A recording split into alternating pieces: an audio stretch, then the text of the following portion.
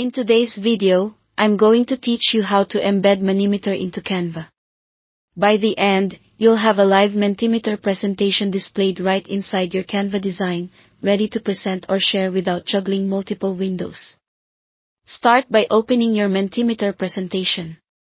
Look for the Share button, usually in the top right or bottom right of the Mentimeter interface. In the sharing options, you'll see ways to distribute your presentation.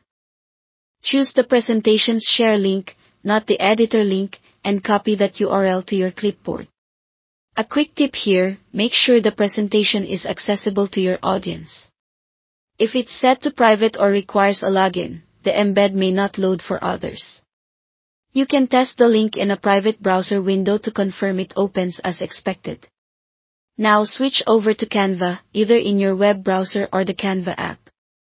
Open the specific design project where you want your Mentimeter slide to appear. This could be a presentation, a report, a lesson plan, anything that benefits from live interaction. In the Canva editor, look at the left-hand panel and click on Apps.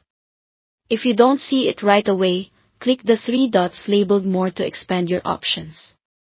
In the search field, type Embed and select the Embed app.